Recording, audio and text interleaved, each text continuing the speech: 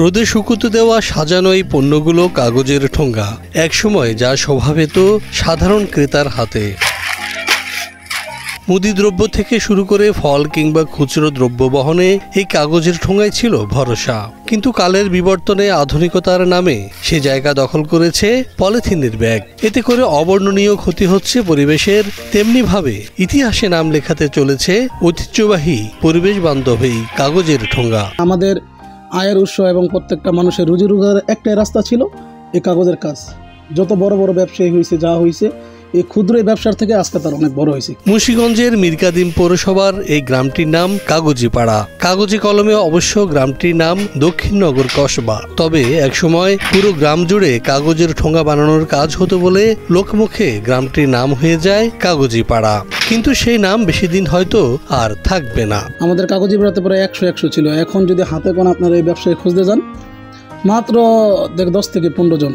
85% লোকের ব্যবসা কি হয়ে গেছে, নষ্ট হয়েছে। আগে ব্যবসাটা খুবই ভালো ছিল, আমরা করতাম, তাই আলহামদুলিল্লাহ এখন তো ব্যবসাটা মনে করেন এরকম পর্যায়ে চলে গেছে, এখন ব্যবসাটা আগের মতন করতে পারতেছে। কাগজিপাড়া নামটি মুখে মুখে ছড়িয়ে গেলেও সেখানকার শত বছরের ঐতিহ্য বহন করার ঠোঙ্গা শিল্প এখন বিলুপ্তির পথে। নিষেধাজ্ঞা থাকার পরেও পরিবেশের জন্য মারাত্মক ক্ষতিকারক পলিথিনের আগ্রাসনে টিকে থাকতে না পেরে শত বছরের ঐতিহ্য থেকে হাত গুটিয়ে নিয়েছে বংশ পরম্পরায় এই কাজের সাথে জড়িত অনেকেই। পলিথিন তো মানুষকে এরকম কি করতেছে, পরিবেশকে নষ্ট করে দিতেছে, পুষ্করি এরকম বিভিন্ন জায়গা। আর কাগজটা কি হইতেছে, মানুষ এরকম ওয়ান টাইমের মতো ব্যবহার করতেছে, এটা পড়লে এরকম মাটিতে মিশা যেতেছে। আমার দেশেরও কোনো ক্ষতি হচ্ছে না, মহল্লার কোনো ক্ষতি হচ্ছে না। একসময় ঠোঙ্গা তৈরি হতো সিমেন্টের বস্তার খাকি কাগজ দিয়ে, তবে এখন বিভিন্ন পণ্যের ক্রয় করা বস্তা থেকে খাকি কাগজ সংগ্রহ করে থাকেন উৎপাদকেরা। সাধারণত 2 বা 3 স্তরের কাগজ দিয়ে তৈরি 25 কেজির এসব বস্তা ক্রয় করেন তারা। এসব বস্তা থেকে তৈরি ঠোঙ্গা বিক্রি হয় 135 বা 140 টাকা কেজিতে।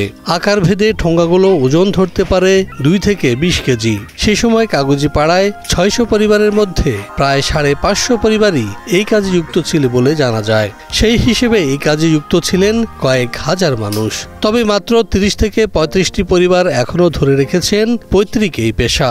তাদের সাথে কাজ করেন অন্তত 2 শতাধিক শ্রমিক। মহাজনের কাজ করি, আমরা মজুরি পাই। ভ্যান গাড়ি করে মাল নিয়ে যায়, নিয়ে কাঠপুটে দেয়, কাঠপুটে লঞ্চ গাড়ি উঠে দেয়, ওইখানকার লেবার আবার উঠে দেয়, সেইখান তো আবার লঞ্চে যায়, লঞ্চের তো ওখানে বিভিন্ন দোকানদারে যায়। এদিকে ঠোঙ্গা শিল্পকে বাঁচিয়ে রাখতে নানা উদ্যোগের কথা জানিয়েছেন স্থানীয় বিসিক অফিসের উপব্যবস্থাপক মোহাম্মদ আব্দুল্লাহ। আমরা আশা করব বিসিকের পক্ষ থেকে এবং সরকারের পক্ষ থেকে বিকাশ পাওয়ার জন্য যত ধরনের সুযোগ সুবিধা প্রয়োজন হয় এই শিল্পের বিকাশে সরকারের পক্ষ থেকে বিসিক ভূমিকা পালন করবে। মারাত্মক পরিবেশ বিপর্যয়ে পলিথিনের ভূমিকা এখন বিশ্ব স্বীকৃত, যে কারণে বিশ্ব জুড়েই আবারও কদর ফিরেছে কাগজের ঠোঙ্গার। সেখানে বাংলাদেশে পলিথিন উৎপাদন ও বিপণন রোধে কঠোরতা অতি সামান্য। এজন্য পরিবেশ রক্ষায় খুচরা পর্যায়ে আইন করে পলিথিন ব্যবহার নিষিদ্ধ করে পরিবেশ বান্ধব কাগজের ঠোঙ্গা ব্যবহার বাধ্যতামূলক করা উচিত বলে মনে করছেন পরিবেশবিদেরা।